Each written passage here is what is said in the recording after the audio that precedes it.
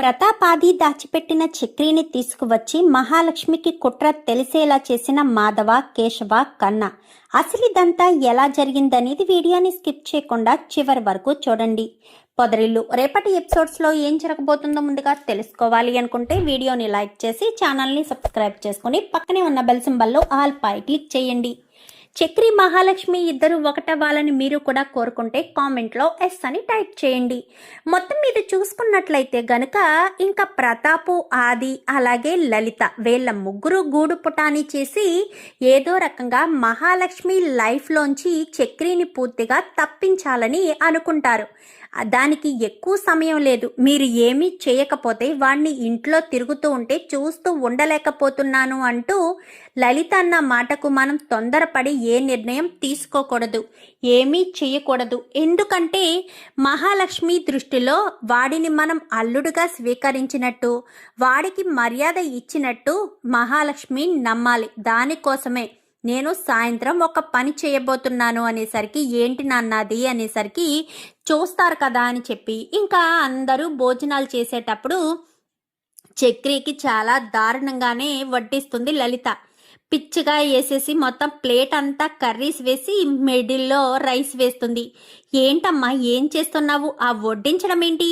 అంతంత కూరలు ఎవరైనా వేసుకుని తింటారా అంటూ ఇంకా మహాలక్ష్మి అనగానే వాళ్ళ పేదరికం గురించి ఎత్తి పొడిచినట్టుగా ఒక్కొక్క కూర ఉంటే అలానే ఉంటుందమ్మా, ఇన్ని కూరలు మన ఇంట్లో ఉంటాయి కదా, సో తింటాడు అల్లుడు, ఇక్కడ ఉన్నన్ని రోజులు కడుపు నిండైనా తింటాడు కదా అని చెప్పి లలిత ఏదో ప్రేమ ఉన్నట్టుగా మాట్లాడేసరికి ఇంకా చాలా ఇబ్బంది పడతాడు. ఎందుకంటే ఎలా తినాలి, అన్నీ కూడా కూరలే ఎక్కువగా వేసేసరికి చిరాకు పడుతూ ఇబ్బంది పడుతూ ఉండేసరికి మీరు ఇబ్బంది పడకండి, కడుపు నిండా మీకు ఎంత తినాలంటే అంతే తినండి, వేస్ట్ అవుతున్నాయేమేమి ఆలోచించొద్దు అని చెప్పి మహాలక్ష్మి ధైర్యం ఇవ్వడంతో ఇంకా చక్రి సంతోషంగా తింటాడు.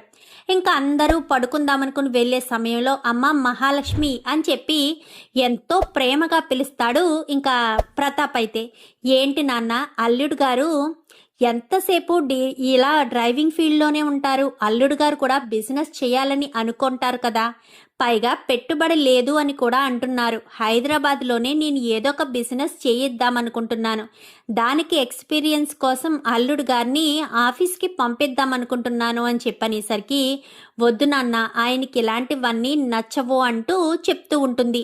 ఇంకా చక్రికి కంగారు పట్టుకుంటుంది. ఎందుకంటే ప్రతాపు, ఇటు ఆది, లలిత ముగ్గురు కూడా నటిస్తున్నారు కదా.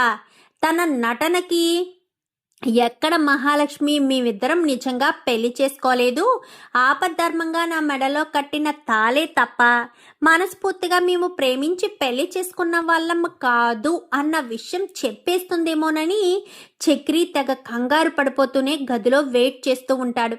ఈలోపు మహాలక్ష్మి రానే వస్తుంది. ఏంటి మహాలక్ష్మి గారు, ఏం మాట్లాడుకున్నారు? ఈ 4 నెలల్లో జరిగిన విషయాలన్నీ మాట్లాడుకున్నారా? మా నాన్న చాలా మారిపోయాడు. మొదట్లో నాతో ఎంత క్రూరంగా ఉండేవాడో ఇప్పుడు అలా లేడు. మిమ్మల్ని అల్లుడుగా కూడా అంగీకరించి మీకు గౌరవం ఇస్తున్నాడు. నిజానికి మీరేమీ ఇంటి అల్లుడు కాదు కదా. ఆ విషయం మా నాన్నకు చెప్పేయాలనుంది. ఇక్కడి నుంచి వెళ్లేలోపు మా నాన్నకి చెప్పాలి అని అనుకుంటున్నాను, కానీ చెప్తే ఇక్కడతో నేను ఇక్కడే ఉండిపోతాను. అందుకోసమని నేను చాలా గోల్స్ రీచ్ అవ్వాలి. ఆ ఉద్దేశంతో నేను ఈ నిజాన్ని ఇప్పుడే చెప్పను, నేను అనుకున్న స్థాయికి వెళ్ళిన తర్వాతే నిజాన్ని చెప్తాను అని చెప్పి మహాలక్ష్మి కాస్త చెప్తుంది. అమ్మయ్య, మహాలక్ష్మి గారు ఇప్పుడు చెప్పరు, నేను రిలాక్స్గా ఉండొచ్చు అని చక్రి ప్రశాంతంగా నిద్రపోతాడు. మరుసటి రోజు ఉదయాన్నే ఇంకా ఆదికి ఉదయాన్నే వీడు చక్రి ఒక టిట్ ఫర్ టాట్లా, అంటే వాడిని ఎప్పటికప్పుడు ఏడిపిస్తూ ఉంటాడు కదా, బామ్మద్ది అని. సో అలా ఏడిపించేసరికి ఏంటి నాన్న, ఇంకా ఎన్ని రోజులు వాడిని భరించాలి? వాడు వచ్చేప్పుడే 3 రోజులైంది, వాడిని ఇంకా భరించాలా? ఈ రోజుతో లాస్ట్ అది, ఇంకా ఈ రోజుతో వాడు మళ్ళీ మన కంటికి కనిపించడు, వాణ్ణి దూరంగా తరిమి వేస్తాను అని చెప్పనేసరికి ఏం చేయబోతున్నారు నాన్న అనగాని ఒక్క నిమిషం ఆ బ్యాగ్ అందుకో అని చెప్పి ఇంకా బ్యాగ్లో ఒక ఇంచుమించు ఒక 20 లక్షల రూపాయలు క్యాషు, బంగారు బిస్కట్లు, నగలు అన్నీ కూడా తీసుకొచ్చి అందరినీ హాల్లోకి రమ్మంటాడు.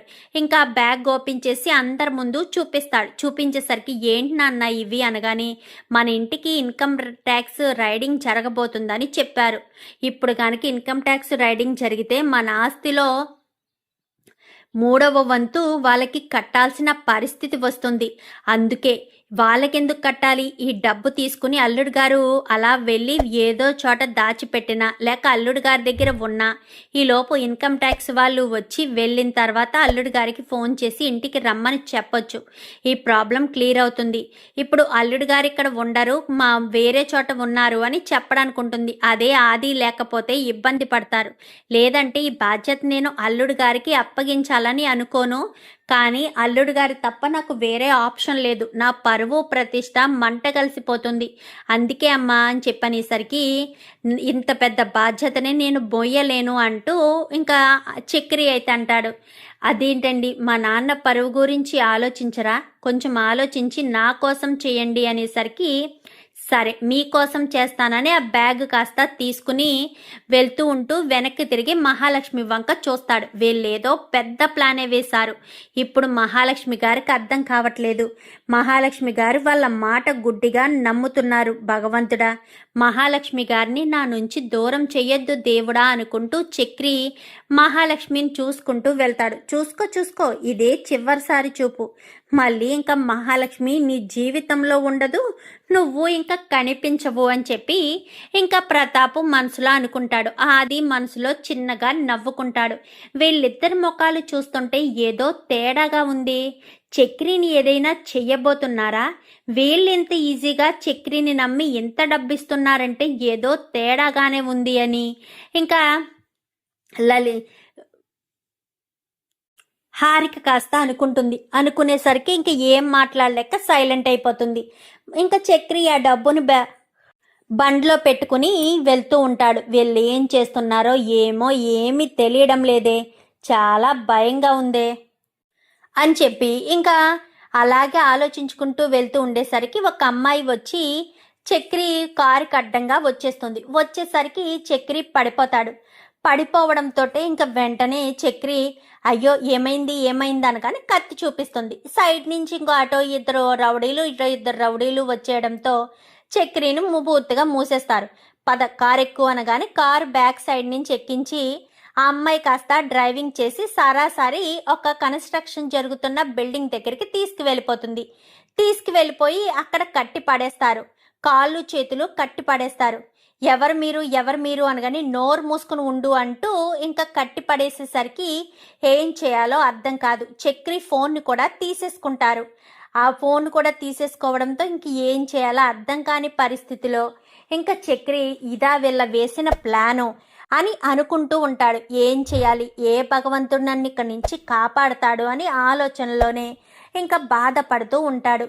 ఇంకిక్కడ ఇలా ఉండగా ఇంటి దగ్గర ఇన్కమ్ ట్యాక్స్ రైడింగ్ వాళ్ళు వేరే వాళ్ళంటే ఎవరినో డమ్మీ వాళ్ళని తీసుకొచ్చి వాళ్ళన్నీ చెక్ చేసిన తర్వాత ప్రతాప్ గారు ఏ ఇష్యూ లేదు, ఏ ప్రాబ్లం లేదు అని చెప్పి అక్కడి నుంచి కాస్త వాళ్ళు వెళ్ళిపోతారు.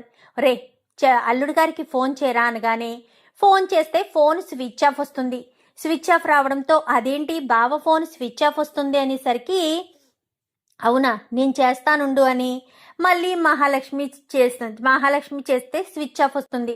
అదేంటి నాన్న బావ ఫోన్ స్విచ్ ఆఫ్ వస్తుందేంటి? వెళ్ళి చాలాసేపు అయింది, ఫోన్ స్విచ్ ఆఫ్ అయిందేమో. అయినా కారులో ఛార్జింగ్ పాయింట్ ఉంటుంది కదా, ఫోన్ స్విచ్ ఆఫ్ అయితే ఛార్జింగ్ పాయింట్కి ఛార్జింగ్ పెట్టుకోవాలి కదా. అయినా బావ ఎక్కడికి వెళ్ళాడో, వస్తాళ్లే 1 గంట ఆగి చూద్దాము అని వీళ్ళు ముందు పాజిటివ్గానే మాట్లాడేసరికి ఇంకా వీళ్ళు మహాలక్ష్మి ముందు కాకుండా చాటుగా మహాలక్ష్మి వింటుందని అల్లుడేంటండి పట్టుకుని వెళ్ళిపోయాడు, కంపతీసి డబ్బుకు కక్కుత్తిపడి మన అమ్మాయి కంటే డబ్బే ముఖ్యమని చెప్పి వెళ్ళిపోయాడా ఏంటి? ఏమో నాకు అదే అర్థం కావట్లేదు లలిత. ఈ డ్రైవర్ని లో క్లాస్ వాళ్ళని నమ్మలేము, ఎందుకంటే వీళ్ళు డబ్బు కోసం ఆశపడతారు. ఇలాంటి అవకాశం ఏదైనా వస్తే ఇప్పుడు మహాలక్ష్మితో ఉంటే మాత్రం డబ్బేమొస్తుంది? ఇది మంచి అవకాశం అని డబ్బట్టుకుని వెళ్ళిపోయాడేమో. సుమారు అందులో 50 లక్షల వరకు నగలు అలాగే డబ్బు ఉంది, అందుకని ఆ డబ్బు పట్టుకుని వెళ్ళిపోయి ఉంటాడు. మహాలక్ష్మి పాపం వాడిని గుడ్డిగా నమ్మి ప్రేమించి పెళ్లి చేసుకుంది. ఈ చక్రి ఎలాంటి వాడన్న విషయం మహాలక్ష్మికి తెలిస్తే తట్టుకోగలదా అని మహాలక్ష్మి వింటున్నప్పుడే ప్రతాపు, ఆది, ఇటు లలిత ముగ్గురు కూడా మాట్లాడుకుంటారు. కావాలని మాట్లాడుకునేసరికి మహాలక్ష్మి ఆలోచనలో పడుతుంది. అసలు చక్రి ఎక్కడికి వెళ్ళాడు? బయటికి వెళ్ళి ఎంతసేపు అయింది? ఫోన్ స్విచ్ ఆఫ్ అయ్యింది. ఫోన్ చేస్తారు కదా, ఫోన్ చేస్తామని కూడా చెప్పాం కదా, మరి ఫోన్ ఆన్ చేసుకోవాలి కదా అని మళ్ళీ మళ్ళీ ట్రై చేస్తుంది. ఎన్నిసార్లు ట్రై చేసినా ఫోన్ లిఫ్ట్ చేయకపోవడం, అది ఫోన్ స్విచ్ ఆఫ్ అనే వస్తుంది. ప్రతిరోజు రాత్రి పడుకునే ముందు ఫోన్ చేస్తాడు కదా, సో రాత్రి ఫోన్ చేయలేదేంటి వీడు ఫోన్ ఎందుకు చేయలేదు? ఉదయం అయినా చేస్తాడు అంటే ఉదయం కూడా చేయలేదే ఫోను అనుకుంటూ వీడు ఫోన్ అంటే కేశవ చక్రికి ఫోన్ ట్రై చేస్తాడు. ట్రై చేసేసరికి ఫోన్ స్విచ్ ఆఫే వస్తుంది. ఇదేంటి వీడు వింత, మధ్యాహ్నం సమయంలో ఫోన్ స్విచ్ ఆఫ్ పెట్టుకున్నాడు. అయినా ఆ చక్రి ఎప్పుడు ఫోన్ స్విచ్ ఆఫ్ పెట్టడు కదా, రాత్రి ఫోన్ చేయలేదు, ఇప్పుడు ఫోన్ చేస్తుంటే స్విచ్ ఆఫ్ వస్తుంది అని ఆలోచిస్తూనే మెకానిక్ వర్క్ చేస్తూ ఉంటాడు. ఇంక ఇదంతా విన్న మహాలక్ష్మికి ఏం చేయాలో అర్థం కాక ఏదేమున్నా పెద్దికి చెప్పాలి అని వెంటనే మాధవకి ఫోన్ చేస్తుంది. పెద్ది అనేసరికి అమ్మ మహా చెప్పమ్మా అనగానే ఇలాంటి సంగతి ఇలా జరిగిందని మొత్తం విషయం అంతా చెప్తుంది. ఇంకా మాధవకైతే ఏంటి ఇంత జరిగిందా? అమ్మ మహాలక్ష్మి, నా తమ్ముడు అలాంటి వాడు కాదు, ఎక్కడో ఏదో జరిగింది, నా తమ్ముడు ఎక్కడున్నా వెతికి తీసుకొచ్చే బాధ్యత నాది. అయ్యో పెద్ది, నేను చక్రి ఏదో చేశాడో అని నేను అనడం లేదు. చక్రి ఎలాంటి వాడో నాకు తెలుసు, డబ్బుకు ఆశపడే మనిషి కాదు అని నాకు తెలుసు పెద్ది. కానీ ఇంట్లో వాళ్ళు ఎలా అనుకుంటున్నారు, నేను ఏం చేయగలను? చక్రి అలాంటి వాడు కాదు అని నేను చెప్పడానికి కూడా నాకు అవకాశం లేదు. తన ఫోన్ స్విచ్ ఆఫ్ వస్తుంది పెద్ది, అందుకే నాకు టెన్షన్గా ఉంది అంటూ మాట్లాడేసరికి నువ్వేం భయపడకమ్మా, చక్రి ఎక్కడున్నాడో ఏంటో తెలుసుకుంటానని వెంటనే మాధవ కాస్త కేశవకి ఫోన్ చేస్తాడు. ఫోన్ చేసేసరికి చెప్పన్నయ్య అనగానే అర్జెంటుగా ఇంటికి రారా అనేసరికి ఇంటికి, కన్నా అప్పటికే ఇంట్లోనే ఉంటాడు. ఏమైంది అన్నయ్య అనగానే కేశవ్కి చెప్తూ మొత్తం విషయం చెప్తాడు. మా అన్నయ్య అలాంటి వాడు కాదు, అయినా చక్రి అన్న డబ్బు కోసం ఆశపడేవాడు కాదు, పిసినారే, కానీ ఎదుటి వాళ్ళ డబ్బు కోసం ఆశపడే మనస్తత్వం తనకు లేదు అంటూ కేశవ కన్నా కూడా చెప్తాడు. అవును నిజమే, ఎక్కడో ఏదో జరిగింది. రాత్రి కూడా వాడు ఫోన్ చేసేవాడు, రాత్రి ఫోన్ చేయలేదని ఇందాక చేస్తే ఫోన్ స్విచ్ ఆఫ్ వస్తుంది. పదండి వెతుకుదాము. చక్రి మీద దొంగతనం నింద పడింది. మోసం చేసి మహాలక్ష్మిని పెళ్లి చేసుకుని ఆ డబ్బు దొంగతనం చేయడానికి ఇదంతా చేశాడు అని వాళ్ళంతా నింద వేశారంట. చక్రి ఏం తప్పు చేశాడని నింద వేస్తారు? మనం వెళ్ళి అడుగుదామా అంటే అడిగే అవకాశం లేదు. ఎక్కడుంది? అవకాశం లేదు కదా, ఎందుకంటే వాడు ఫోన్ స్విచ్ ఆఫ్ పెట్టుకున్నాడు కాబట్టి అని చెప్పి ఇంక ముగ్గురు వెతకడం మొదలు పెడతారు. ఎంత వెతికినా ఎక్కడా కనిపించడు. ఇంకా చక్రి దగ్గరికి ఒక రౌడీ వాడు వచ్చి వెనకాల ఉన్న వాడు ఏదో నమలే ప్యాకెట్ తీసుకుంటూ వాడిది చిన్న ఫోను, అంటే కీప్యాడ్ ఫోన్ని కాస్త కింద పడిపోతుంది. పెద్ద ఫోన్ పడిపోయినప్పుడు సౌండ్ వస్తుంది, చిన్నది కదా, అక్కడ అప్పుడే ఒక లారీ వెళ్ళడంతో ఆ సౌండ్లో ఈ సౌండ్ వినిపించదు. సో వాడు కీప్యాడ్ ఫోన్ అక్కడ పడిపోవడంతో వాడు వెళ్ళిపోయేసరికి అది చూసిన చక్రి ఈ ఫోన్తో వెంటనే అన్నయ్యకి ఫోన్ చేయాలి, అన్నయ్యకి ఫోన్ చేసి నేను ఇక్కడ ఎలాంటి సిచ్యువేషన్లో ఉన్నాను అన్న విషయం అన్నయ్యకి చెప్పాలి అని వెంటనే తను ఫోను తీసుకుని తన అన్నయ్య నెంబరు నోటెడే ఉంటుంది కదా, వెంటనే ఫోన్ నొక్కేసరికి కరెక్ట్గా వెతుకుతూ ఉన్న సమయంలో ముగ్గురు ఒక చోటకి వచ్చిన సమయంలో ఫోన్ చేస్తాడు. ఫోన్ చేసేసరికి హలో అని చెప్పాను కానీ అన్నయ్య నేను అనేసరికి ఒరే చక్రి ఎక్కడున్నావురా అని చెప్పాను కానీ అన్నయ్య నన్ను కట్టిపడేశారు అన్నయ్య అనేసరికి కట్టిపడేశారా? ఎక్కడ కట్టిపడేశారు? అసలు నువ్వు ఎక్కడున్నావు చెప్పు అనగానే నేను ఎక్కడున్నానో నాకు తెలియడం లేదన్నయ్య, కానీ ఎక్కడో ఉన్నాను అని మాత్రం తెలుస్తుంది. ఎక్కడ ఏంటో చెప్పలేనను కానీ లైవ్ లొకేషన్ పెట్టరా అంటూ పక్క నుంచి కేశవ చెప్పడంతో లైవ్ లొకేషన్ పెట్టే ఆస్కారం లేదురా, ఇది కీప్యాడ్ ఫోను, ఇందులోంచి లైవ్ లొకేషన్ ఎలా పెట్టగలను, చుట్టూ ఏమున్నాయో కూడా నాకు తెలియడం లేదు, ఇది ఒక కన్స్ట్రక్షన్ బిజినెస్ బిల్డింగు, సైడ్ నవి అన్ని సౌండ్స్ వస్తున్నాయి, పర్టికులర్గా ఈ ఏరియాని నేను చెప్పలేకపోతున్నాను అన్నయ్య అని చెప్పనేసరికి, సరే మేము ఎక్కడున్నావో నిన్ను వెతుక్కుని వస్తాము అని చెప్పి ఇంకా ఫోన్ మాట్లాడుతూ ఉండగా ఆ ఫోన్ మాట్లాడడం కాస్త ఆ లేడీ ఉంది కదా, ఆ లేడీ చూసేస్తుంది. వెంటనే వాడి దగ్గరున్న ఫోన్ని లాక్కొని వీడిక్కడ ఉన్నానని చెప్పేసినట్టున్నాడు. వెంటనే వీడిని వేరే చోటకి షిఫ్ట్ చేయాలి, పదండి ముందు వీడిని పట్టుకోండి, కారులో వేయండి అని పట్టుకుని కారులో ఎక్కిస్తారు. ఎక్కించిన తర్వాత వీళ్ళు మొత్తం వెతుకుతూ ఉంటారు, కన్స్ట్రక్షన్స్ బిల్డింగ్స్ ఎక్కడున్నాయో ఏంటో మొత్తం వెతుకుతూ ఉంటారు. ఎంత వెతికినా జాడ కనిపించదు. ఇంకా చక్రిని కట్టి పడేశారు కదా, ఇంకా కరెక్ట్గా వీళ్ళ ముగ్గురు వెతుకుతున్న అదే రోడ్లో ఈ వ్యాన్ పాస్ అవుతుంది, అదే ఈ కారు పాస్ అవుతుంది. కారు పాస్ అవడంతో ఇంకా చక్రి చూసి అన్నయ్య అన్నయ్య అంటూ పిలుస్తాడు. కానీ వాళ్ళకి వినిపించడానికి గ్లాసులు క్లోజ్ చేసి ఉంటాయి కదా, సో వినిపించకపోవడంతో ఇంకా ముగ్గురు వెతికి కన్నా వెనక్కి తిరిగి చూసేసరికి వెనకాల అద్దంలోంచి చక్రి కనిపిస్తూ ఉంటాడు. అన్న చక్రి అన్న అని చెప్పనేసరికి ఎక్కడ రాను కానీ అదిగో అన్న కారులో తీసుకువెళ్ళిపోతున్నారన్న అని చెప్పనేసరికి ఇంకా మాధవ కొంచెం బొద్దుగా ఉంటాడు కదా, పరుగులు పెట్టలేకపోతాడు. కేశవ కన్నా అయితే మామూలుగా కాదు, పరుగు అన్నట్టుగా ఇంకా తెగ పరుగులు పెట్టి కరెక్ట్గా కారుకి ముందుకు వచ్చేస్తాడు కేశవ. వచ్చేసి రాయి పట్టుకుని ఉండడంతో వెంటనే వాళ్ళు బ్రేక్ వేస్తారు. ఇంకా ముగ్గురు వచ్చి వాళ్ళు అక్కడున్న రౌడీలందరినీ ఆడదాన్ని మొత్తం చితక్కొట్టి ఇంకా చక్రికి కట్టెలు మొత్తం విప్పేసి వాళ్ళందరినీ కూడా చేతులు కట్టేసి వెనకాల సీట్లో ముగ్గురిని పడేసి మీరిద్దరు వెనకాల రండి అని చక్రిని ఇటు కేశవ ఇద్దరు వెళ్తారు, మాధవ ఇటు కన్నా ఇద్దరు వెనకాల ఆటోలో వస్తారు. వీళ్ళందరినీ కూడా తీసుకుని సరాసరి హాల్లోకి ఒక్క తోపు తోసేసరికి కేశవ ఎవరి ఇల్లు అని చెప్పాను కానీ చెప్తాను వదిన, ఎవరు వీళ్ళని ఎవరు పంపించారో అన్నీ చెప్తాను, చక్రి అన్న అని చెప్పనేసరికి ఒక్కసారిగా వీళ్ళు షాక్ అవుతారు. ఇదేంటి చక్రి బాగానే ఉన్నాడా, చక్రికి ఏం కాలేదు కదా, చక్రి వచ్చేసాడా, చక్రి నీకేం కాలేదు కదా అంటూ మహాలక్ష్మి తెగ కంగారు పడిపోతూ ఉంటుంది. నాకేం కాలేదు మహాలక్ష్మి గారు, ఇదిగోండి మీరు నాకు అప్పగించిన బాధ్యతగా డబ్బుల బ్యాగ్ని కాస్త పట్టుకెళ్ళి అక్కడ టేబుల్ మీద పెట్టేసేసరికి ఇదంతా ఏంటో అర్థం కావట్లేదమ్మా మహాలక్ష్మి, చక్రికి ఇలా దెబ్బలు ఎందుకు తగిలాయో నీకు తెలియడం లేదా అంటూ అప్పుడే అక్కడికి వచ్చిన కన్నా ఇటు మాధవ ఇద్దరు మాట్లాడతారు.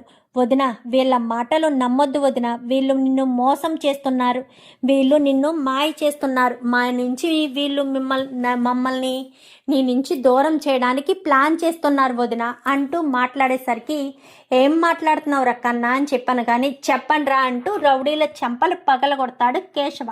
కొట్టేసేసరికి అవును మేడం, మీ నాన్నగారు చెప్తేనే మేము కిడ్నాప్ చేశాము, లేదంటే మేము చేసేవాళ్ళం కాదు అంటూ ప్రతాపు ఆదిల పేర్లు చెప్పేసేసరికి ఒక్కసారిగా మహాలక్ష్మి షాక్ అయిపోతుంది. ఇన్ని రోజులు మీ నాన్న ఇక్కడికి తీసుకొచ్చింది చక్రిని నిన్ను ఆదరించడానికి కాదు, మీ ఇద్దరిని అంగీకరించి కాదు, ప్రతిరోజు మా అన్న చక్రి ఫోన్ చేసేవాడు, వీళ్ళు అసలు మా అన్నని ఇంటి అల్లుడుగా కాకుండా ఒక డ్రైవర్ లాగా మహాలక్ష్మి జీవితంలోంచి నిన్ను శాశ్వతంగా దూరం చేస్తాము, మా అమ్మాయిని పెళ్లి చేసుకుని తీసుకువెళ్ళడానికి నీకెంత ధైర్యం రా అంటూ ప్రతిరోజు హేళన చేసేవారు అని ఇంకా చెప్తూ ఉండేసరికి దాన్ని కూడా విన్న మహాలక్ష్మి ఏంటి నాన్న ఏంటిదంతా అంటే నన్ను నమ్మించి మోసం చేశారా, చక్రిని అల్లుడిగా స్వీకరించాను అని చెప్పి మోసం చేశారా, అంటే చక్రి వాళ్ళ కుటుంబాన్ని నా నుంచి దూరం చేయడం కోసం ఈ ఇన్కమ్ ట్యాక్స్ ఇదంతా కూడా ప్లాన్ చేశారా, ఇంత ప్లాన్ చేసి చక్రిని నా నుంచి దూరం చేయాలనుకున్నారా, తప్పు చేశారు నాన్న, చాలా పెద్ద తప్పు చేశారు. మీరింత పెద్ద తప్పు చేస్తారని అస్సలు అనుకోలేదు. మరి ఏం చేయమంటావు? ఒక అలగా వాడిని పెళ్లి చేసుకునే ఉంటే అల్లుడిగా స్వీకరించి వాడిని నెత్తిన పెట్టుకోవాలా? వీడు ఒక డ్రైవరు. ఇలాంటి వాడిని ఇంటి బయట ఉంచుతాను తప్ప బెడ్రూమ్లో పెట్టుకోలేం కదా. అందుకే వీడిని శాశ్వతంగా నీ లైఫ్లోంచి తప్పించి ఆ భూషణ్కి ఇచ్చి నీ పెళ్లి చెయ్యాలని నిన్ను అంతా తగ్గి మీ ఇంటికి వచ్చాను. ఎప్పుడూ కింద కూర్చొని నేను మీ ఇంట్లో కింద కూర్చొని ఆ నారాయణ పక్కన కూర్చుని అంతలా తగ్గి ఎందుకు మాట్లాడానో తెలుసా? నిన్ను మా ఇంటికి తీసుకురావడం కోసం నేను ప్లాన్ చేసినట్టే తీసుకొచ్చాను. కానీ వీడు గనక దొరకకపోయి ఉంటే నిన్ను ఖచ్చితంగా నమ్మించేవాణ్ణి.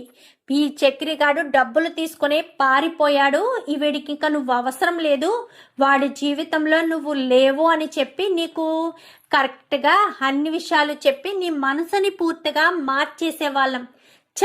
ఈ అన్నదమ్ముల వల్లనే దొరికేశారు. వీళ్ళు దొరకడం వల్ల అసలు విషయం బయటికి వచ్చేసింది అంటూ ఇంకా ప్రతాప్ అయితే అంటాడు, మోసం చేశావు నాన్న, చాలా మోసం చేశావు. నా ఇంట్లో ఎంత సంతోషంగా ఉన్నానో నీకు తెలుసా? అడుగడుగునా నాకు ఆ ఇల్లు ఎంతో సంతోషాన్ని, ఎన్నో జ్ఞాపకాలని ఇస్తుంది. ఆ ఇంట్లో ఉండడం నేను ఎంతగానో ఇష్టపడతాను. వాళ్ళంటే నాకు చాలా ఇష్టం. వాళ్ళతో కలిసి ఉండడానికి నేను ఎంతగానో ఆశపడతాను. అలాంటిది వాళ్ళ నుంచి నన్ను దూరం చేయాలని, వాళ్ళ నుంచి నన్ను శాశ్వతంగా దూరం పెట్టాలని అలా ఎలా అనుకుంటావు నాన్న? అలా ఎలా అనుకుంటావు? అసలు నిన్ను చూస్తుంటేనే నాకు అసహ్యం కలుగుతుంది. ఇన్ని రోజులు నువ్వు నన్ను అసహించుకున్నావు, కానీ ఇంటికి వచ్చాక నువ్వు చేసిన స్టూపిడ్ పనులు చూస్తుంటేనే అలర్జీ కలుగుతుంది. చేసిన ప్రతి పని నాకు తెలియదు అని మీరు అనుకుంటారు, కానీ ప్రతి పని నాకు తెలుసు. చక్రి అంటే ఇష్టం లేకనే ఇలా చేస్తున్నారు అని నేను సర్దుకున్నాను. కానీ మీరు ఎంత దారుణంగా ఈ రకంగా చేస్తారని, చక్రి మీద ఇంత పెద్ద నింద వేసి చక్రిని నా లైఫ్లోంచి శాశ్వతంగా దూరం చేస్తారని కలలో కూడా అనుకోలేదు అంటూ ఇంకా మహాలక్ష్మి మాట్లాడేసరికి, అది కాదమ్మా మహా, నీ మంచి కోసం అనగానే ఏంటమ్మా నా మంచి? చక్రిని నువ్వు అసలు మనిషిలా చూడట్లేదు. ముందు నా భర్త అనేది పక్కన పెట్టేది చూద్దాం. నేను వాళ్ళ ఇంట్లో 4 నెలలుగా ఉన్నాను. ఏ రోజు నేను అద్దాకలితో పడుకున్నది లేదు. 5 మగవాళ్ళ మధ్య ఉంటున్నానన్న గిల్టీ ఫీలింగ్ నాకు అసలు ఏ రోజు వాళ్ళు కల్పించలేదు. అసలు నాకు ఆ ఫీలింగ్ కూడా రాలేదు. ఒక గాజు బొమ్మని, మీరు అన్నారే బంగారు బొమ్మని, ఒక బంగారు బొమ్మని ఏ రకంగా చూసుకుంటారో అంత అపురూపంగా, అంత నాణ్యంగా చూసుకున్నారు నన్ను. అలాంటిది వాళ్ళని మీరు ఎంత పెద్ద నింద వేసి దొంగతనం చేసినట్టు అసలు చక్రిని ఏం చేద్దామనుకున్నారు? ఏం చేసే ఆలోచన ఉంది చక్రిని? డబ్బుతో ఇచ్చి పంపించారు సరే, అంటే చక్రి ప్రాణాలు తీసేద్దామనుకున్నారా? చక్రిని శాశ్వతంగా దూరం చేసేద్దామనుకున్నారా? అసలు ఏం ప్లాన్ చేశారు నాన్న? అసలు మిమ్మల్ని చూస్తుంటేనే చిరాకు వస్తుంది. రా చక్రి, మనం వెళ్ళిపోదాం, ఈ ఇంట్లో ఒక్క క్షణం ఉండొద్దు అని మహాలక్ష్మి గబగబా లోపలికి వెళ్ళి 2 బ్యాగులు తీసుకుని కిందకు వచ్చేస్తుంది. అమ్మ మహా అంటూ ఎంత పిలుస్తున్నా కానీ వినిపించుకోకుండానే రా చక్రి అంటూ చక్రి చేతిని పట్టుకుని మహాలక్ష్మి కాస్త అక్కడి నుంచి వచ్చేస్తుంది. వచ్చేసేసరికి ఇంకా అంతా కూడా కారులో వెళ్ళిపోతారు. ఇదేంటండి ఇలా జరిగింది? మనం ఒకటి ప్లాన్ చేస్తే ఒకటి జరిగిందేంటి?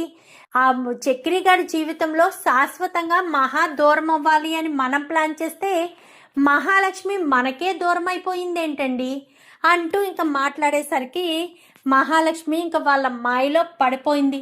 వాళ్ళతోనే ఉండాలనుకుంటుంది. ఇంకా మనం ఏమీ చేయలేము, చేసి అవకాశం కూడా లేదు అని ఇంకా చక్రి కాస్త ప్రతాప్ కాస్త అంటాడు. చూద్దాం మరి రాబోయే ఎపిసోడ్స్లో ఏం జరుగుతుందో. వీడియో నచ్చితే లైక్ చేసి ఛానల్ని సబ్స్క్రైబ్ చేసుకుని పక్కనే ఉన్న బెల్ సింబల్లో ఆల్ పై క్లిక్ చేయండి. Thank you for watching.